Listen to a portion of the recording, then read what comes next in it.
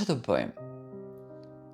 Do mundemi që t'ja themi dhe të reatojmë dhe atë sepse nga e pamja, më dukeshte grua shumë paqësore komshia jonë, më dukeshte njëri shumë i mirë. Nuk më dukeshte një grua që di të bëj dredhira apo di të bëj thyerje shpirtërore.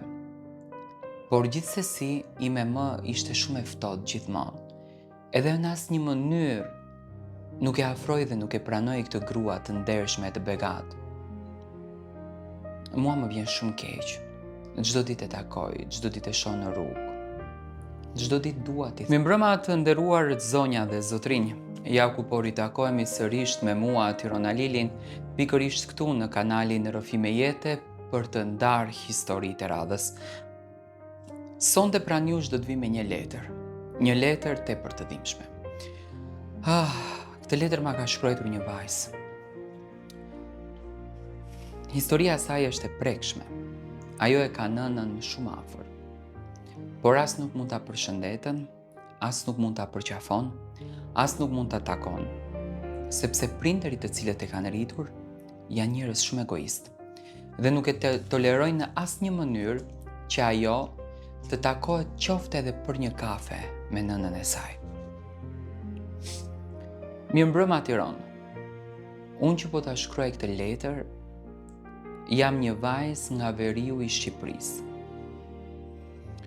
Ndoshta do të duket pak e pabesueshme, por kjo që po kaloj është një sekret i burgosur brenda në zemër që nuk ja them dot askujt. U rita në një familje që përpos egoizmit nuk kishin gjë tjetër.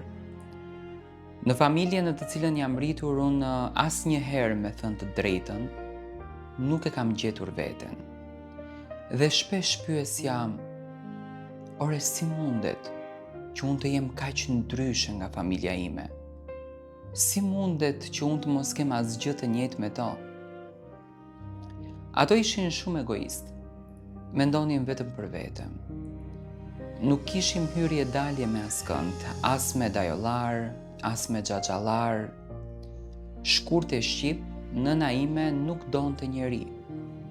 Ishte shumë vetjake. I pengonin të gjithë.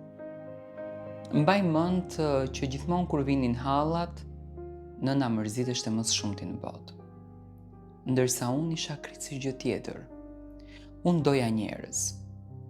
Unë doja që të jemi të afërt.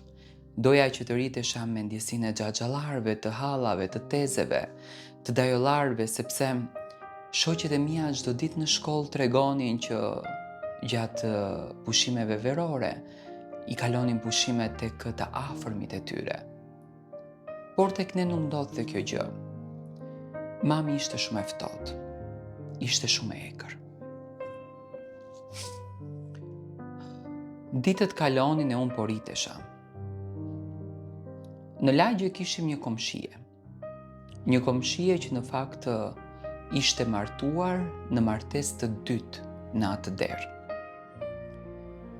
Gjithmonë unë kur isha e vogël, ajo më jepte ndonjë lek kur ikja në shkollë, por në thelbu nuk e kuptoj arsyen pse bëheshte kjo gjë.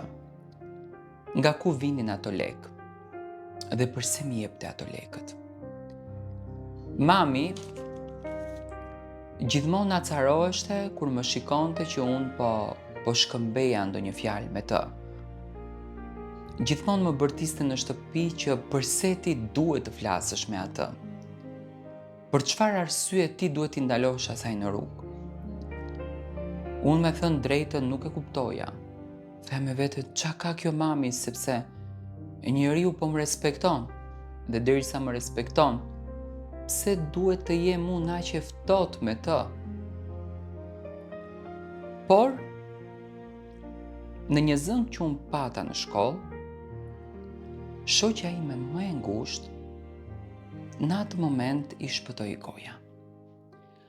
Ajo më tha që zonja në fjalë, e cila banonte përballë nesh, me thënë e gjitha ka që në rastësi, ishte nëna ime biologjike. Dhe këtë gjën, shoqja ime e kishte bërë si muhabet në shtëpinë e saj. Nuk isha edhe e vogël, isha e rritur, nuk isha fëmijë. Por fatkeqësisht ime më nuk dëshironte që unë të kem kontakte me të. E në çfarë halli hyra, më dhimbte zëmbra. Doja ta bisedoj me mamin, doja t'i them që, o ma, unë e di të vërtetën, po ç'a të bëjmë? Do mundemi që t'ja themi dhe të reatojmë dhe atë, sepse nga e pamja, më dukeshte grua shumë paqësore komshia jonë, më dukeshte njëri shumë i mirë. Nuk më dukeshte një grua që di të bëj dredhira apo di të bëj thyerje shpirtërore. Por gjithsesi, ime më ishte shumë e ftohtë gjithmonë. Edhe në asnjë mënyrë nuk e afroj dhe nuk e pranoj këtë grua të ndershme të begat. Mua më vjen shumë keq. Çdo ditë e takoj, çdo ditë e shoh në rrugë. Çdo ditë dua t'i them një diçka, por fatkeqësisht nuk ndodh, sepse mami është shumë e ashpër. Mami është tepër e prerë dhe nuk dëshiron që unë të kem kontakte me të. Kam shkruar gjitha ato letra. Ajo tani ka 70 vjeç, edhe ajo është larguar komplet, sepse kam dëgjuar që mami edhe ka kërcënuar. Dhe mua më dhimbset shumë. Por nëpërmjet këtij mesazhi, ndoshta ajo do ta dëgjon këtë letër. Unë dua t'i them, dua t'i vë epitetin komshie. Unë të dua shumë. Je gjëja më e bukur që unë e kam. Edhe uroj që ti të mos të vdesësh, por Zoti do ta mësoj të më përqafosh një herë mua dhe të më puthësh.